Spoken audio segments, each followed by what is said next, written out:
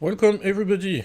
Good morning. Good morning from the Netherlands. Good morning to all the viewers, to all the participants as well.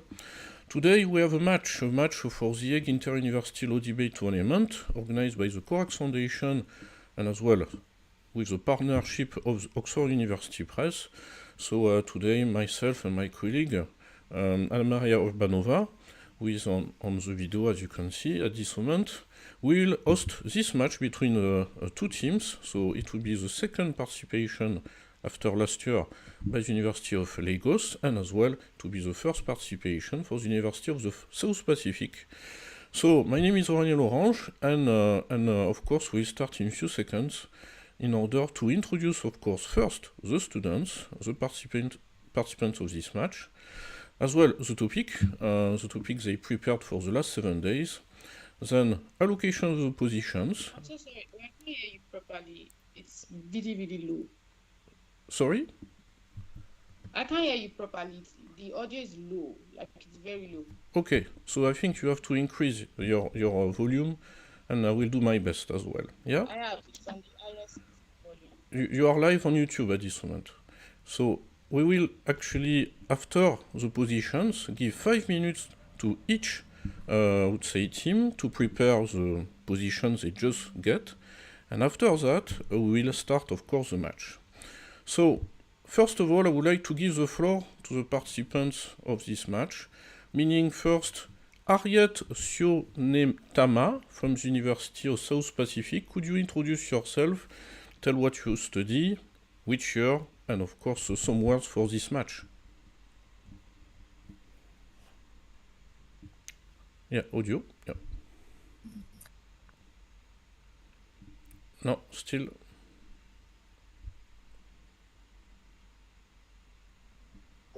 Can you hear us? Yes, perfect. Hear me now? Yep. Hello, everyone. Aloha yatu. My name is Harriet Sionetama. I'm a final year law student of the University of the South Pacific here in MLS campus, Vanuatu. It is a pleasure to be here, and it's a pleasure to meet you all. Thank you. Thank you very much. In the University of Lagos, we have as well Mr. Kelechi Praise Alpheus. Could you introduce yourself? Good morning from Lagos, Nigeria. My name is Kelechi Praise Alpheus, and I'm a final year student in the University of Lagos, Nigeria. Thank you very much. Welcome. And now back to Vanuatu, Natasha Amani. Could you introduce yourself? Hello, everyone. My name is Natasha Amani. I'm a third year student studying law here at the University of the South Pacific. Thank you. Thank you. Welcome. Now, Miss Victoria Adegunyu Oluwatomilade.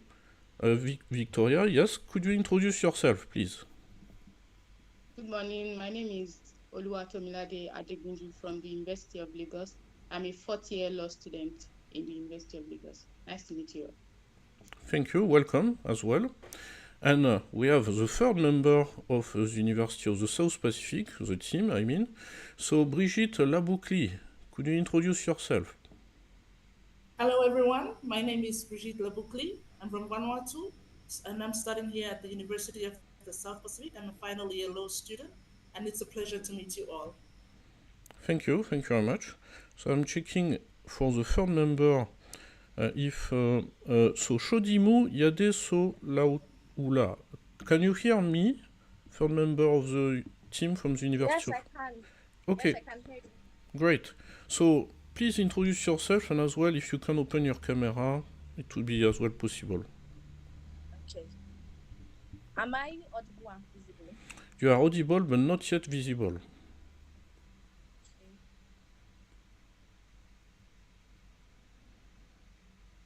Now, perfect. You can introduce yourself. Thank you. My name is Shodimu Jadesola, and I am a student of the University of Lagos. Thank you very much. And which year of studies? A 400 level student. Okay, thank you. So welcome. So today the two teams will debate after 7 days of preparation on a topic they received by email at the same time.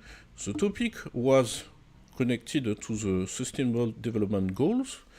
The topic of this match today is waste shipments of materials outside of their country of origin must be regulated on an international level rather than a regional one. So my colleague will be hosting the match, so she will give the floor to the different speakers. But first of all, we'll be allocating the positions, and after that we'll remind you about several elements concerning the match, like when they get rewarded of 30 seconds or when they go over time.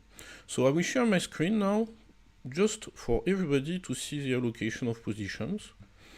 And after that, of course, the teams will have 5 minutes to review their notes based on the position issued by this, I would say, a process. So normally, the team should see my screen. So at this moment, there is a wheel of names, as you can see. The name of the university is connected to 2 possible positions. So it could be in favor for the University of the South Pacific, could be against for the University of the South Pacific. It could be in favor for the University of Lagos. It could be against the statement for the University of Lagos. So we'll just click in the center and we'll know which position each team will have for this match.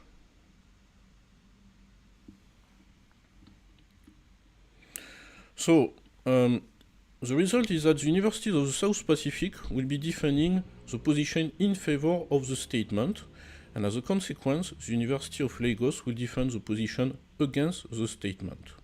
So it means concretely that the University of the South Pacific will defend the position that waste shipments of material outside of their country of origin must be regulated on an international level rather than a regional level. And on the side of the University of Lagos, they will defend the position that waste shipments of materials outside of their country of origin must not be regulated on an international level rather than a regional one. So now I stop sharing my screen, and you will see 5 minutes countdown in order to... Just a brief reminder, when you have 30 seconds left of your speaking time, you will receive a yellow card notification. So it's recommended that you keep the call in the gallery view for the participants. When your speaking time is up, you'll see a red card from my video. You don't have to cut off. You can still conclude your sentence, but please don't start another one. All right. And on that note, best of luck, and looking forward to your debate.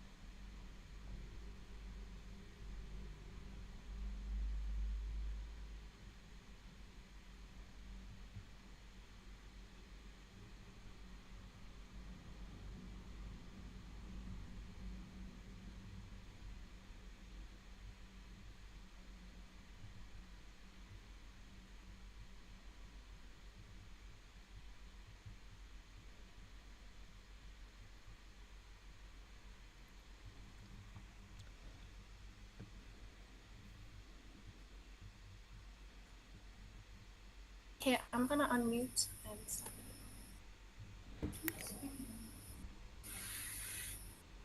Make sure your face is on. Yes, so you can start opening your camera. And one thing we want to quickly address is to welcome one of the judges who connected, because we saw that Professor Gracia Enes just connected, so welcome. Of course, we are just before the match, so of course we give you as well the possibility to speak after the match, to say a few words. So many thanks in any case. So I will give the floor to my colleague, Anna Maria.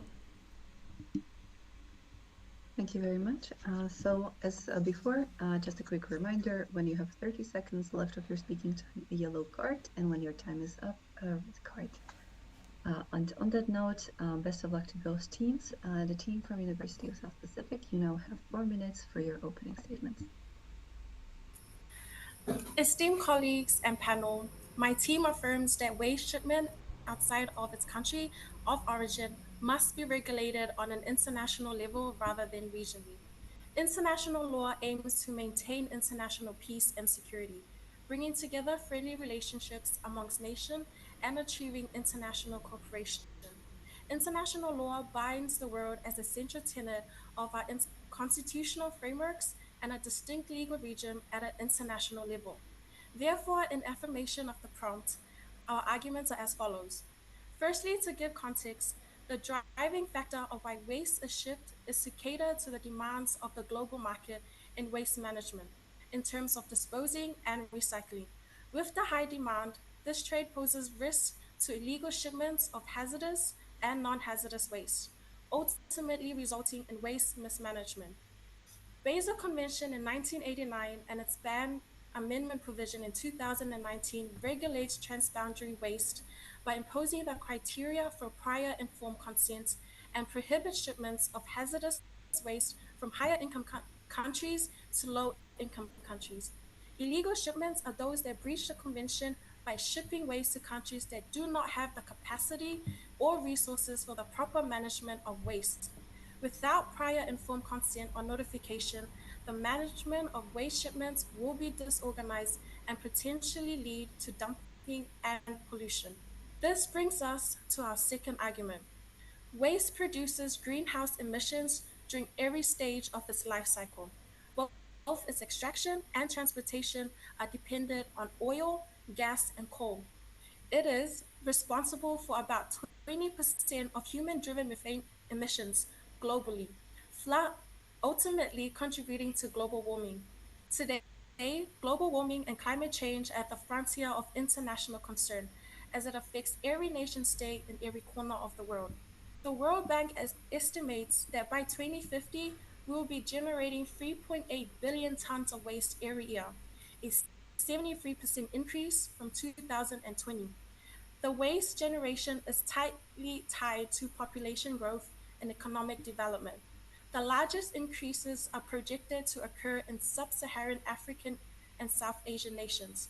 And in much of the world, waste management practices and systems are poor or non-existent, which will lead to increased emissions. When waste is shipped outside of its country of origin and it's not properly managed and controlled in the destination countries, it can harm human health and the environment. These damages will accumulate to become international problems. In order to address this challenge, it is important to practice global transparency, which is essential to ensuring that the world is aware. Therefore, waste shipments must be regulated by international law to ensure coordinated transparency through global response from governments, businesses, and civil societies. In turn, global transparency allows for global accountability in dispute resolution concerning waste management. Dispute resolution on an international scale is a mechanism for resolving different scale disagreements between international parties, including sovereign parties and international active non-state parties. It is vital to have a common ground for rules and procedures for all international non-state disputes concerning waste shipments so that its implementation is uniform.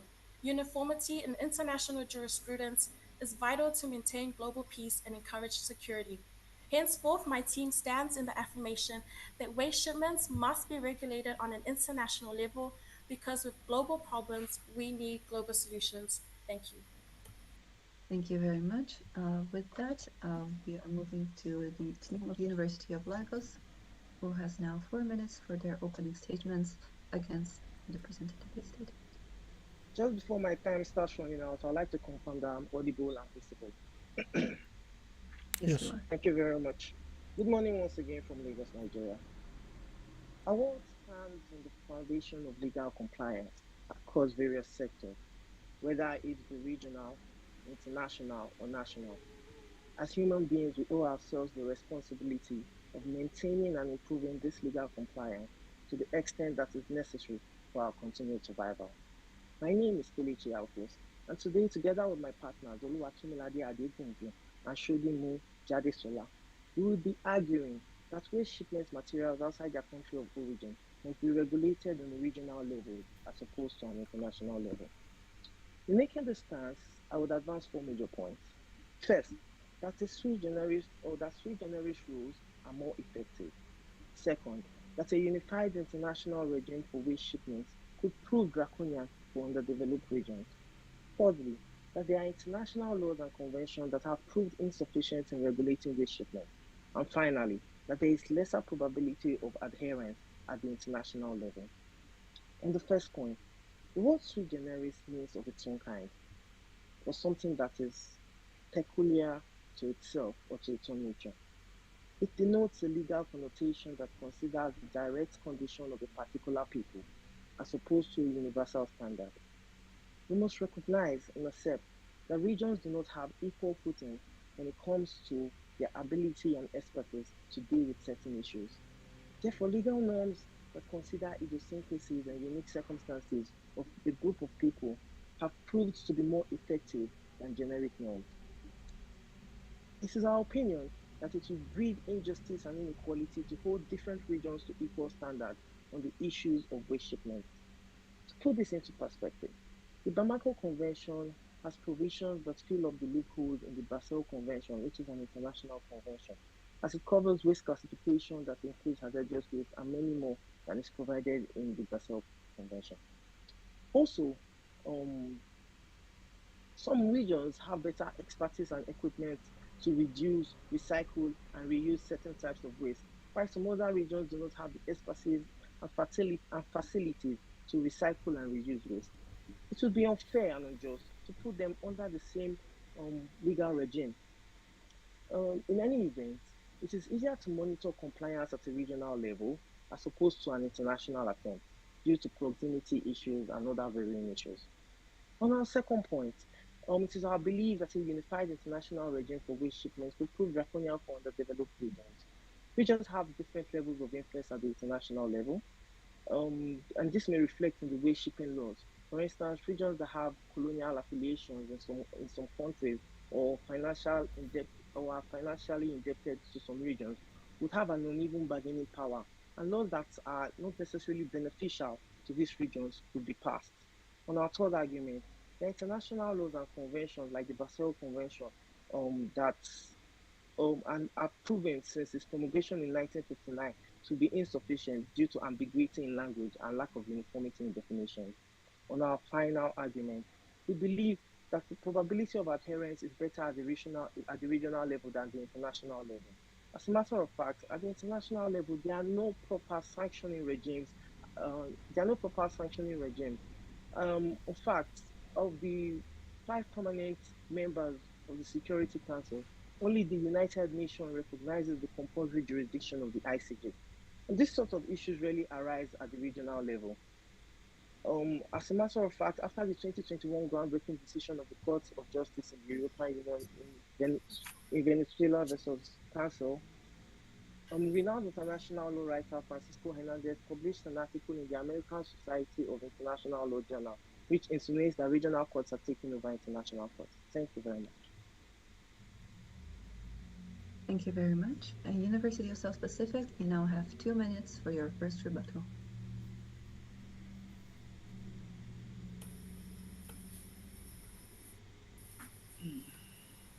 Okay, thank you very much to our colleague from the University of Lagos. Well, you've established really good points about the regional of which we here feel strongly about as well. We would like to remind ourselves that the Basel Convention, the Lome Convention, the Bamako Convention, all derived from international conventions. For example, the UN Convention on the Laws of the Sea, as well as the Stockholm Convention of the 1972. Furthermore, we would like to introduce the new point of the no harm principle. It's affirmed by Principle 21 of the 1972 Stockholm Declaration on the Human Environment, and this principle constitutes the cornerstone of the international environmental law. States must ensure that activities within their jurisdiction do not cause harm by cross-boundary environmental damage. Thus, we affirm that international law deals with international level matters outside of a sovereign state that is independent on matters that are of interest at the global level. Altogether, the CBDRS principles offer sufficient guidance to the international negotiations on climate change. Its ambiguity has contributed to a dreadlock of climate change negotiations over the last 2 decades. The no harm rule reinforces the climate change regime rather than substance, and it argues that climate regime should be thought of as a regime recognizing international obligations and responsibilities. Thank you.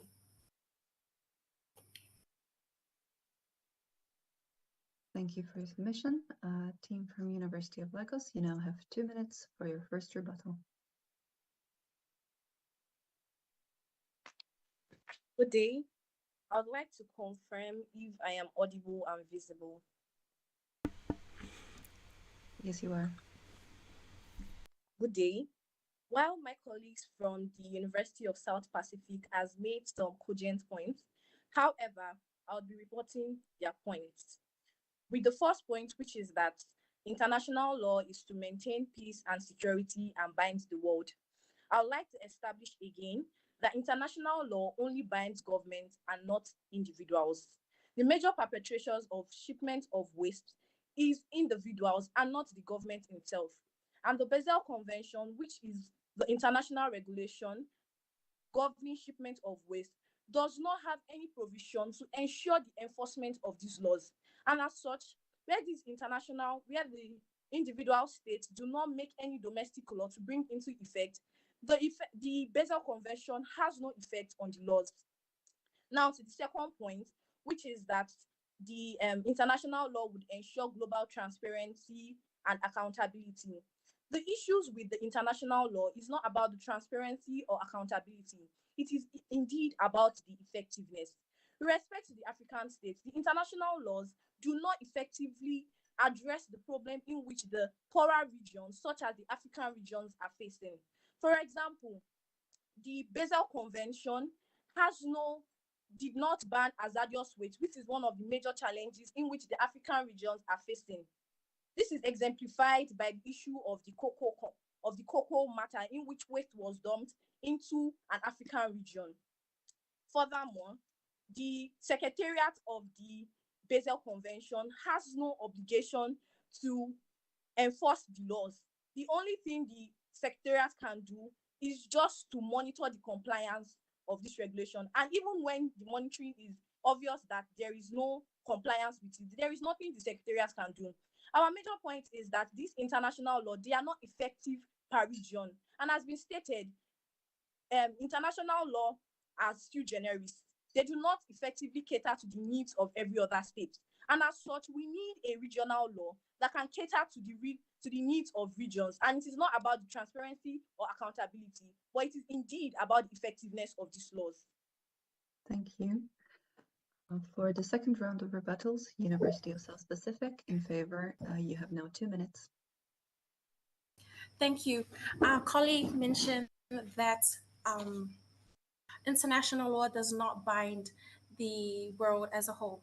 We would like to oppose that by stating that in the case of child smelter arbitration between the United States and Canada in 1905, gives that sovereignty is not absolute. States must take responsibility to ensure that they do not damage the environment of other states. This will only be successful if waste shipments outside its country of origin are regulated by international law so that its governing laws does not only suit the country of origin or the destination country, but that on a global scale. Strict territorial sovereignty or regionalism will put the international society on a standstill, whereby global transparency and accountability will not work. It will restrict cooperation, which will lead to failed goals. Goals that have been put into place to cater to all, if not most, international issues, such as the United Nations Development Goals and the first article of the United Nations Charter, which states must cooperate to reach international solutions. Openness will strengthen and promote international conventions and goals that all aim at the common objective of ensuring that the resources of the world are used in a sound manner and the correct application. This is why international customary law of the no harm rule, as mentioned before, is important to respect and follow instead of the principle of common but different responsibilities, which regionalism is largely built on. Thank you. Thank you very much. For your second and last rebuttal, University of Lagos, you now have 2 minutes.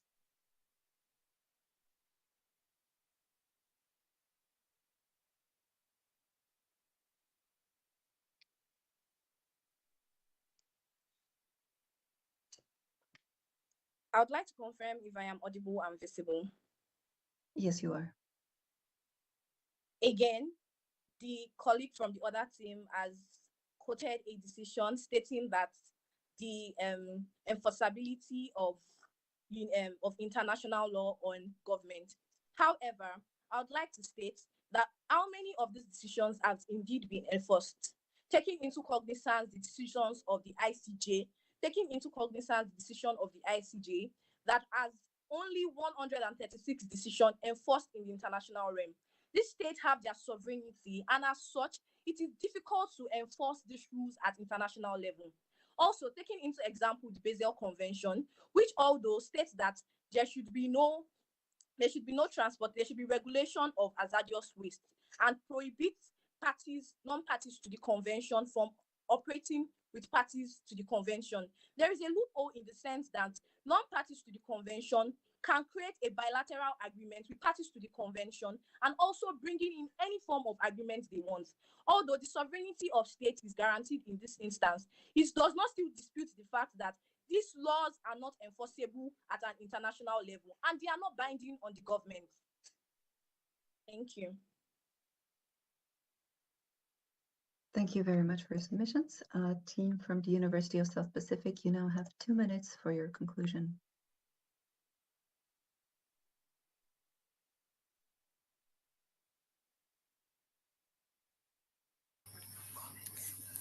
Thank you for your arguments. We feel strongly that the University of Lagos do not argue strongly on regional argument because because the resources and the resource, they do not have the resources to reach the goals that they say that they want to reach. So in conclusion, the legal reality of today is that present regional laws are founded and derived from international law to fulfill the obligations provided by international treaties. This is not a foreign concept. The aim is to promote global cooperation to achieve objectives that tackle global security in human health and environment. Waste shipments, although a resources, could in the long run be detrimental to the environments that manage it. None of us have said anything that goes against it. We all know that this is true. The effects that come from waste management are inevitably global issues that require a comprehensive and internationally recognized instruments that will provide guidance to all nations. The approach to global warming, the benefits of global transparency and dispute resolution are all key international objectives that are vital to global cooperation. So I must reiterate that global challenges require global and international cooperation and action. Henceforth, my team and I stand in affirmation that waste shipments outside of their country of origin should be regulated internationally. Thank you. Thank you very much. Team from University of Lagos, you now have 2 minutes for your conclusion. I'd like to confirm if I'm visible and audible. Yes, you are. Thank you. Good day, judges, fellow debaters. My name is Oluwatomi Adegunju.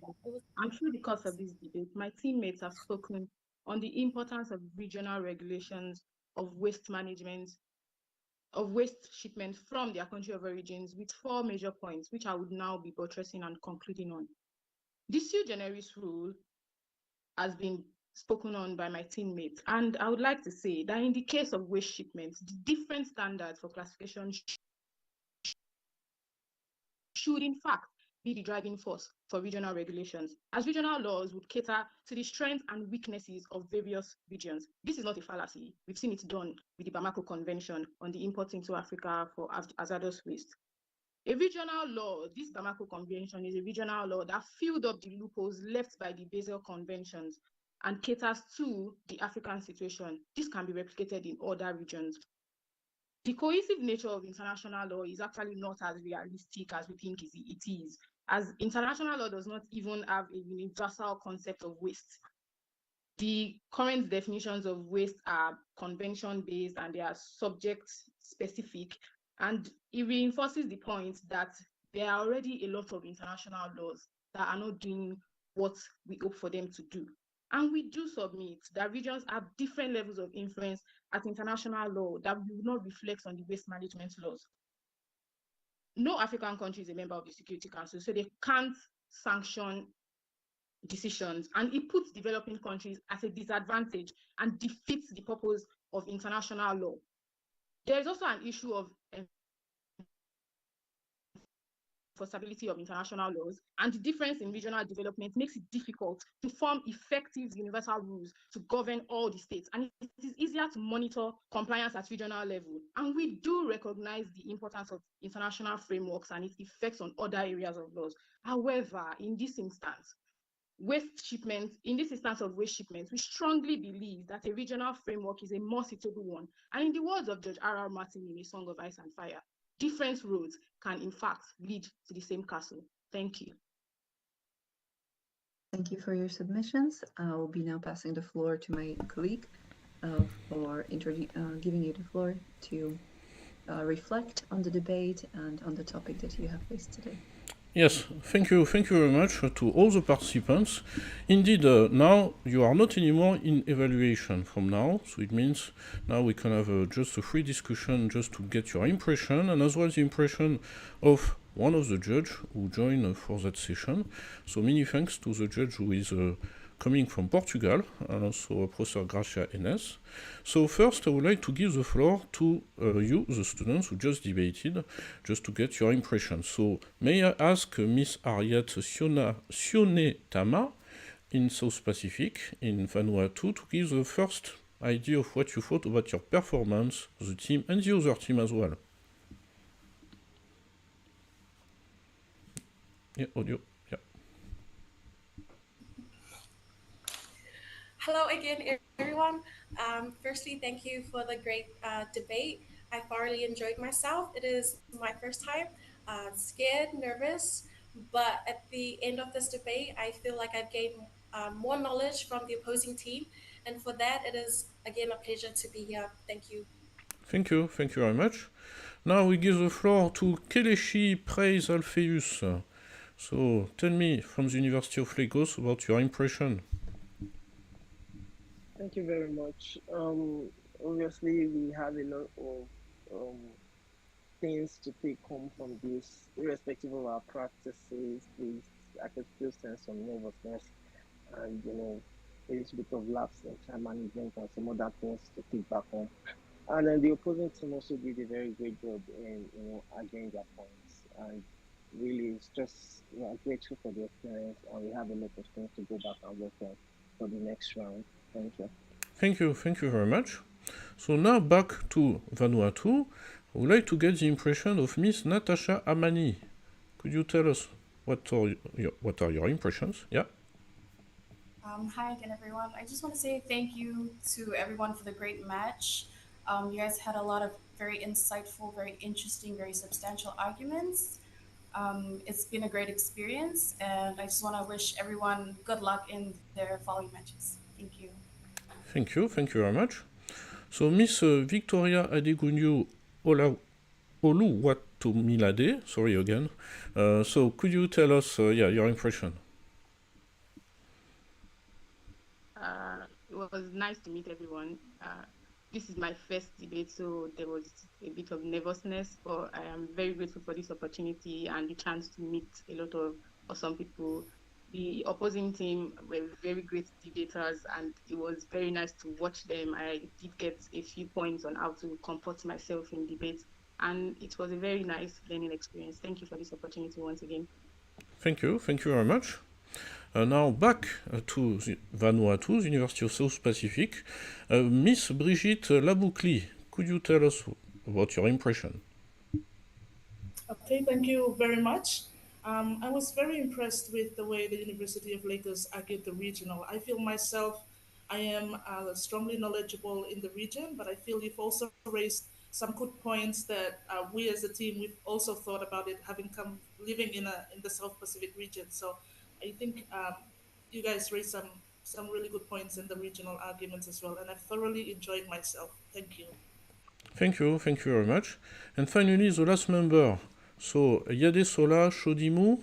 So could you tell us, as well? Yes, it was really interesting to watch the opposing team speak. I learned a lot from their debate, and I really liked their debating skill. They were very, very good, and it is awesome to actually meet people from other countries and have a different perspective to the topic. So yeah, it is an amazing experience. Thank you very much. So now I will see if, yes, Professor Gracia Ines. So Professor Gracia Ines, could you maybe open your camera and microphone? So you are present from Portugal, you are one of the three judges. So could you tell us more and as well, your impression, first impression? Hello from Portugal. I'm very pleased to be here and to meet all the contestants, all the students here, and I want to congratulate them for the arguments, for the participation, for all the effort. And I have to say that I have a very good impression of all the arguments and the discussion. So for the moment, I just want to congratulate you, and I want to congratulate the organization also, and thank you for allowing me to be here and to participate in this debate.